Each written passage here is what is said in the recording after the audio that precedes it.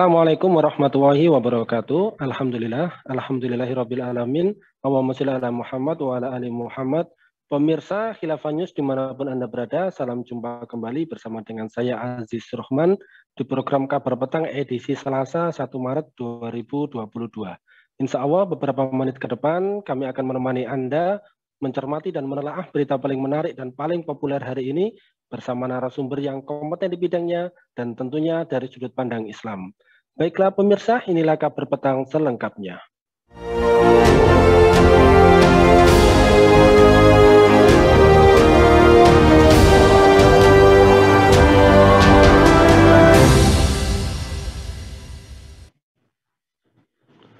Pemirsa, pemerintah Indonesia melalui Kementerian Luar Negeri meminta Dewan Keamanan Perserikatan Bangsa-Bangsa atau PBB untuk mengambil langkah nyata guna mencegah memburuknya situasi di Ukraina, menyusul serangan militer dari Rusia. Indonesia meminta agar situasi ini dapat segera dihentikan dan semua pihak agar menghentikan permusuhan serta mengutamakan penyelesaian secara damai melalui diplomasi. Demikian bunyi pernyataan Kemenlu pada Jumat 25 Februari yang lalu. Pemerintah juga meminta semua pihak untuk menghormati tujuan dan prinsip piagam PBB dan hukum internasional, termasuk penghormatan terhadap integritas wilayah dan kedaulatan. Pemerintah juga mengatakan serangan militer di Ukraina tidak dapat diterima karena membahayakan masyarakat setempat.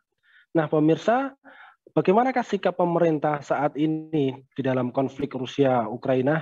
Apakah pemerintah Indonesia mampu menyelesaikan konflik tersebut dan apakah dan bagaimanakah Indonesia, maksud kami politik luar negeri Indonesia ini, apakah memiliki politik luar negeri yang cukup kuat untuk menyelesaikan konflik ini? Pemirsa, untuk membahasnya kami telah terhubung dengan seorang analis senior dari BKAD, Bung Hanif Kristianto. Kita sapa dulu beliau. Assalamualaikum warahmatullahi wabarakatuh, Bung Hanif. Waalaikumsalam warahmatullahi wabarakatuh, Mas Aziz. Alhamdulillah, bagaimana ini kabarnya Bung Hanif? Sehat, Bung? Alhamdulillah sehat dan juga bisa bersua kembali dengan pemirsa yang ada. Baik, alhamdulillah. Baik, Bung, langsung saja nih terkait dengan pemberitaan yang cukup hits ya beberapa waktu hari terakhir ini.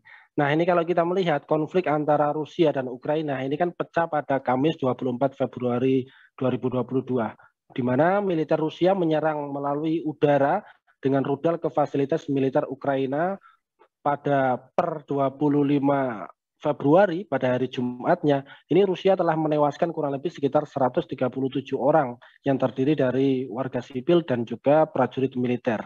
Nah, menurut kacamata Anda ini, Bung Hanif, apakah konflik tersebut ini memiliki pengaruh bagi Indonesia dan seperti apa ini sikap pemerintah Indonesia di dalam menyikapi konflik antara Rusia dan Ukraina? Ya, kalau kita amati ya peristiwa dunia saat ini yang juga sudah mengglobal ya. Jadi kalau dulu kita mengenang Rusia dan Ukraina ini kan biasanya berseteru di dalam lapangan. Bahkan ini menjadi hal yang sangat menarik ya. Tapi nyatanya sekarang ini seolah-olah memunculkan ya perang dunia. Nah, memang kalau kita amati secara lebih jauh, bahkan apakah ini mempunyai pengaruh kepada Indonesia? Kalau secara langsung sih belum sampai seperti itu ya.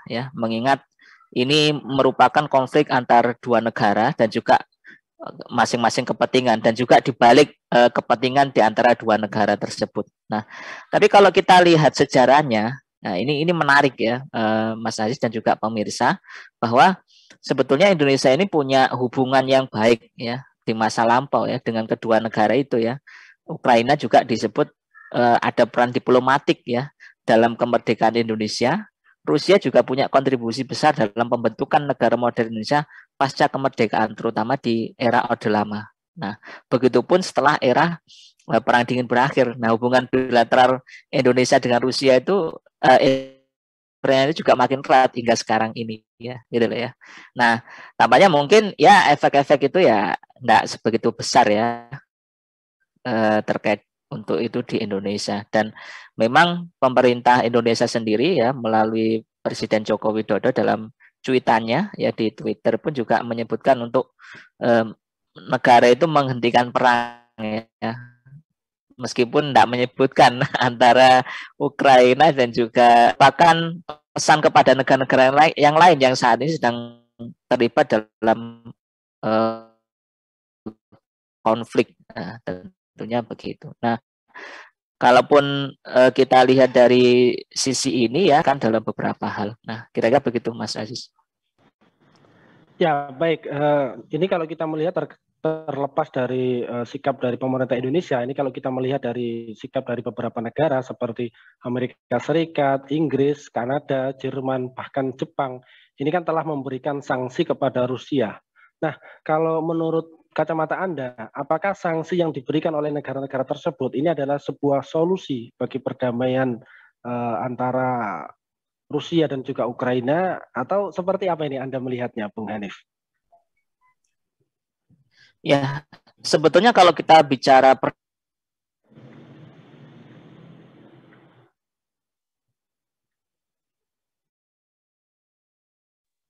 Halo, Bung Hanif, monitor. Ini tampaknya agak terputus ini sambungan kita ya? bersama dengan Bung Hanif. Ya, bisa diulang lagi Bung Hanif penjelasannya. Tadi agak terputus ini suara Anda. Sekarang sudah sambung? Sudah, Ya. Silakan. Baik.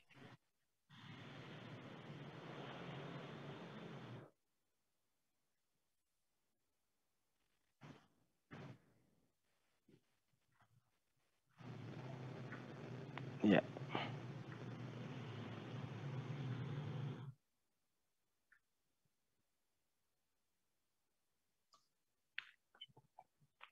Nah, pemirsa, ini tampaknya kita kehilangan Bung Hanif ini. Coba kita hubungi sekali lagi beliau ini. Mudah-mudahan ini bisa sambung kembali ya bersama kita di Kabar Petang. Bagaimana Bung Hanif? Monitor Bung Hanif?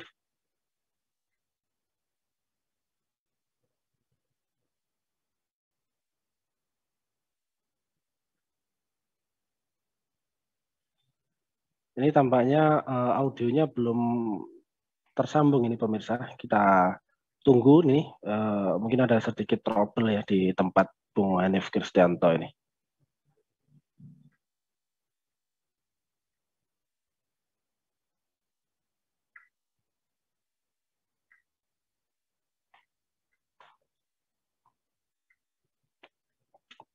Wah, ini tampaknya beliau terlempar. Ini kita tunggu sejenak ya pemirsa ini. Mudah-mudahan bisa segera bergabung ini Bung Hanif ini. Ini kita tunggu ini. Alhamdulillah ini sudah mulai join lagi ini Bung Hanif.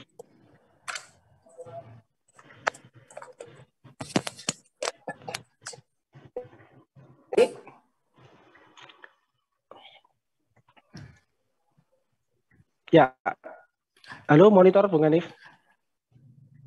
Ya, baik. Monitor Pak Ya, Mas Aziz.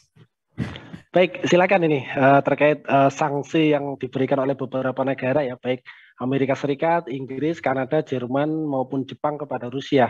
Apakah ini adalah solusi bagi perdamaian antara kedua negara, yakni Rusia dan Ukraina, atau seperti apa ini Anda melihatnya, Bung Hanif? Ya, sebetulnya kalau kita amati ya dari sisi sanksi ya secara internasional, misalnya yang sudah dikeluarkan oleh beberapa negara tersebut ya, misalnya Amerika, Inggris, Jepang dan sebagainya, itu ya sanksi yang sifatnya ya kalau kita amati hanya sifatnya efeknya kejut gitu ya. Nah, sebab ini sebenarnya bukan solusi dari peperangan untuk kedua negara itu bisa damai. Nah, karenanya kita harus berkaca dulu ya, Rusia ini kan juga negara yang pernah menjadi superpower dunia pada waktu Perang Dunia.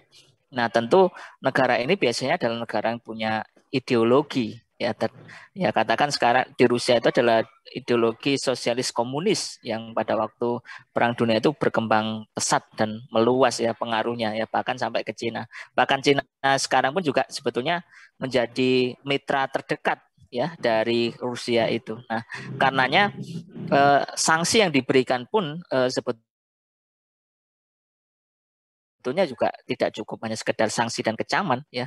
Harusnya ada langkah-langkah konkret ya untuk mendamaikan antar kedua negara itu ya, baik antara Rusia maupun Ukraina. Nah, tampaknya juga Presiden Putin juga memiliki keinginan tersendiri ya terkait dengan invasinya ke Ukraina ini yang itu juga sangat sulit dibendung oleh beberapa negara ya. Nah, dan ini tentu menjadi pelajaran penting bagi kita bagaimana ketika negara ya adidaya itu ya menginvasi negara yang memang ya itu bukanlah negara adidaya atau negara yang dulu memang pernah menjadi bagiannya ya.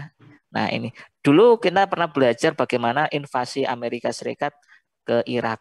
Nah, kan? Bagaimana itu ya, Irak porak-poranda dan sebagainya. Pun demikian meskipun Amerika juga banyak dikecan sanksi toh, nyatanya juga Amerika semau-maunya. Nah, itu catatan dari saya, Mas Aziz. Ya, baik Bung. Kembali lagi ke pemerintah atau sikap dari pemerintah kita ini. Apakah pemerintah Indonesia ini mampu menyelesaikan konflik tersebut dan juga apakah dunia Muslim ini perlu tunduk kepada hukum internasional dan juga piagam PBB untuk menyelesaikan konflik ini, Bung Hanif?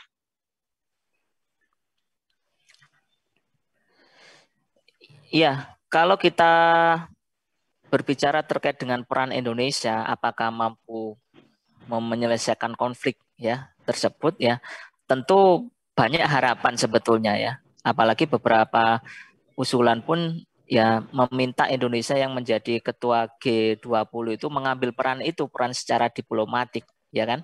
Nah, lagi-lagi sebetulnya kita juga dibentur dengan tembok besar ya, aturan-aturan internasional ya, yang memang ya Rusia punya juga hak veto ya kan di PBB. Nah, ini juga menjadi catatan penting bagi kita kan gitu ya.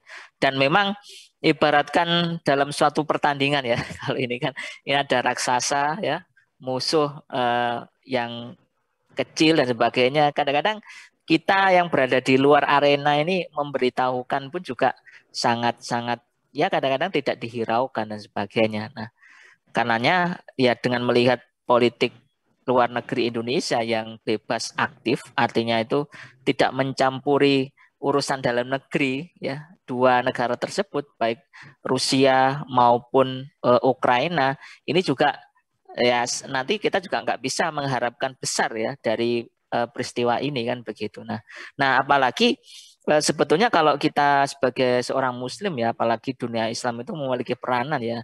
Tentu kalau kita tunduk kepada hukum internasional dan apalagi PBB ya, ini sama saja nanti kita dipingpong. Nah, bagaimana kalau kita amati juga peran Indonesia terkait dengan penyelesaian konflik atau peristiwa yang ada di Palestina dengan Israel misalnya. Indonesia melalui Bu Retno juga menginginkan ada dua negara berdiri di sana, kan begitu. Padahal itu jelas ya yang diinginkan adalah kemerdekaan bangsa Palestina. Nah, apalagi kalau ini antar dua negara yang memang memiliki kesamaan ya. Ya, kalau kita amati dari sisi geografis dan geostrategis itu ya berdekatan sekali kan gitu ya. Apalagi pernah menjadi bagian dari mereka. Nah, ini juga menjadi catatan penting bagi kita bahwa undang-undang internasional, hukum internasional yang dirancang itu juga sebenarnya ya kalau kita tidak pro kepada umat Islam gitu ya, seringnya kita diabaikan. Nah, ini juga menjadi pelajaran terpenting bagi kita ya. Bahkan seringnya juga yang kita lakukan itu ya mandek kan gitu ya.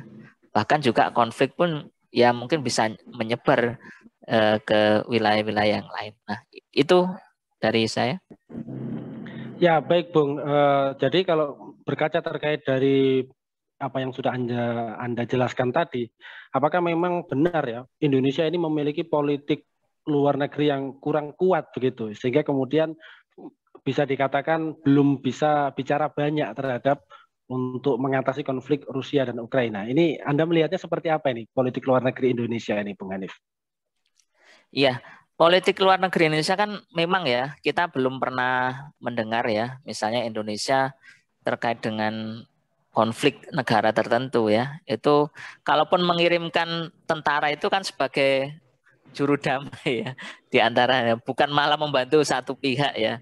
Nah, kita kan belum pernah menyaksikan itu. Nah, memang dengan politik yang bebas aktif tadi ya, artinya Indonesia tidak mau masuk ke dalam ya kepentingan, baik itu kepentingan Rusia maupun Ukraina, meskipun juga Indonesia punya hubungan diplomatik di antara kedua negara tersebut ya. Tapi Indonesia hanya ini ibaratkan apa, seruan aja ya, himbauan ya, agar dua negara tersebut menahan diri ya kan.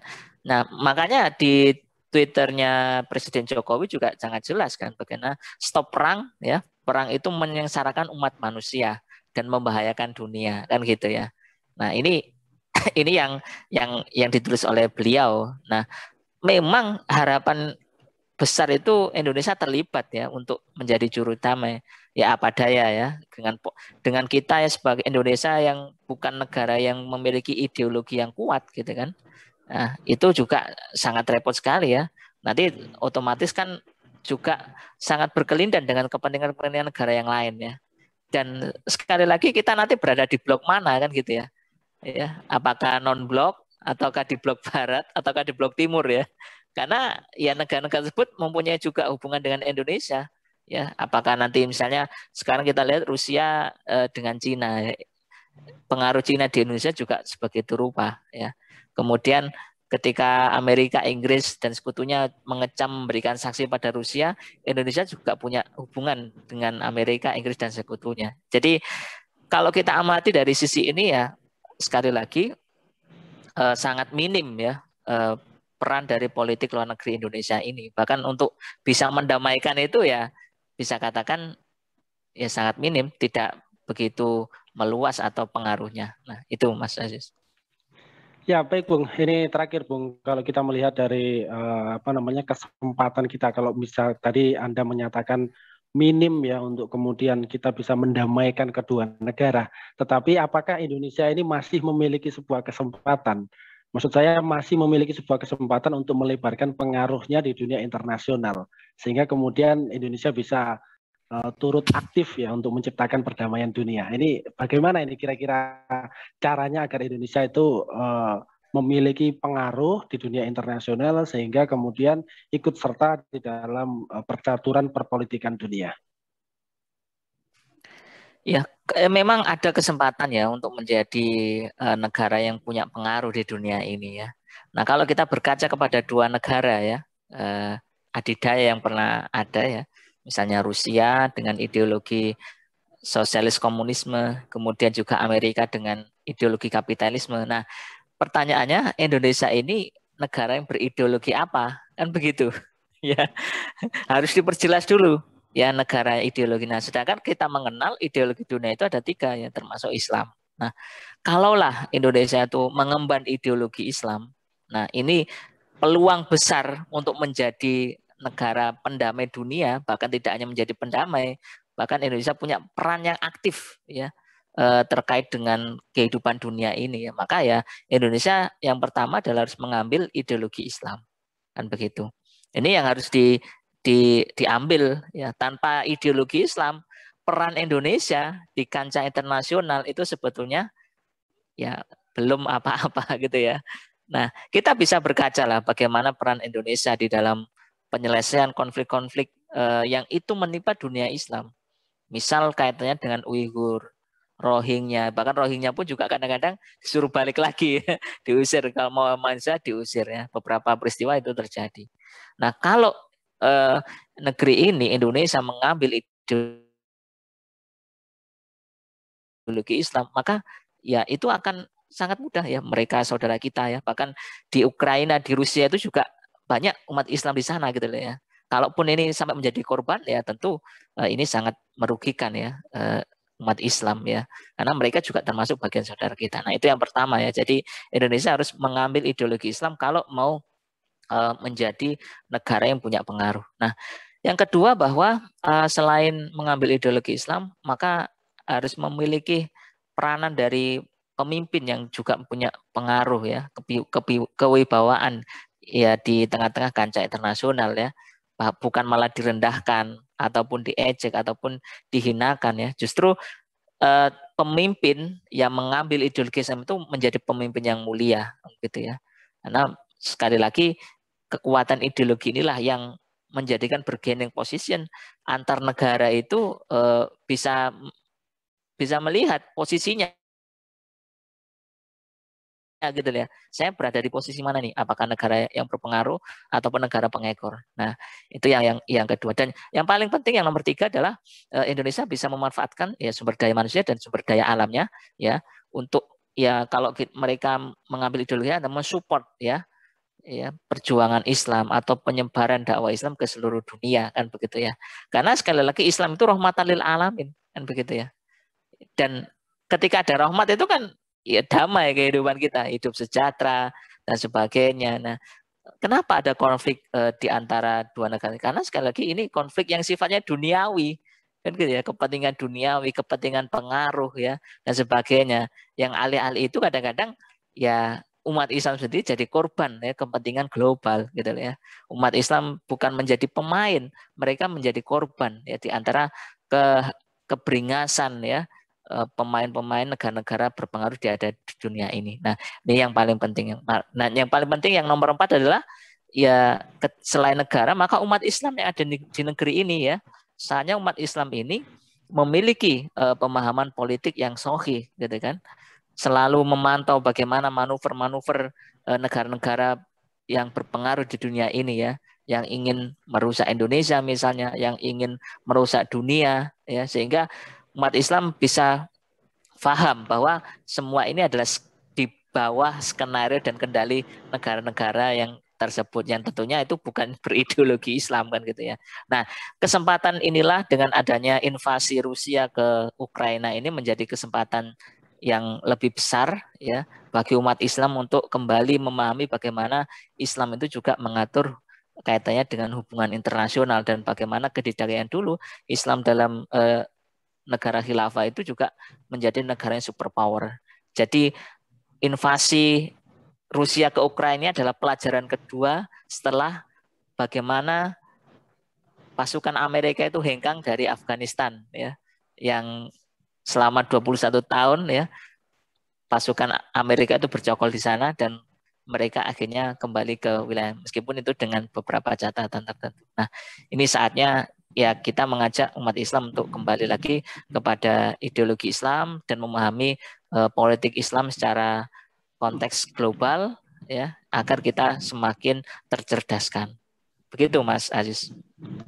Baik Mas Awo, ini luar biasa. Jadi kaum muslimin di Indonesia sejatinya memiliki sebuah peluang ya untuk kemudian memiliki pengaruh terhadap percaturan perpolitikan dunia, tetapi yang lebih penting tadi adalah kita harus memiliki sebuah ideologi, yakni ideologi Islam, karena dengan itulah kita bisa berbuat banyak terhadap konflik-konflik yang ada di dunia. Baik, terima kasih Bung Hanif ini, Masya Allah ini luar biasa, satu pencerahan ini. Insya Allah nanti kita ketemu lagi di lain waktu dan juga di lain kesempatan. Semoga Anda dan keluarga senantiasa sehat selalu dalam lindungan Allah Subhanahu wa Ta'ala. Assalamualaikum warahmatullahi wabarakatuh, Bung Hanif Kristianto. Waalaikumsalam warahmatullahi wabarakatuh. Baik pemirsa, demikianlah kabar petang pada edisi kali ini. Semoga Anda mendapatkan banyak manfaat dari acara kami. Jangan lupa saksikan kami besok di jam dan channel yang sama. Dan jangan lupa juga like, comment, share, subscribe, serta klik tekan tombol loncengnya agar tidak ketinggalan update terbaru dari Khilafah News. Karena hanya di sinilah Anda akan mendapatkan informasi aktual, terpopuler, dan tentunya dari sudut pandang Islam. Akhirnya saya Aziz Rahman beserta seluruh kru yang bertugas undur diri. Wassalamualaikum warahmatullahi wabarakatuh.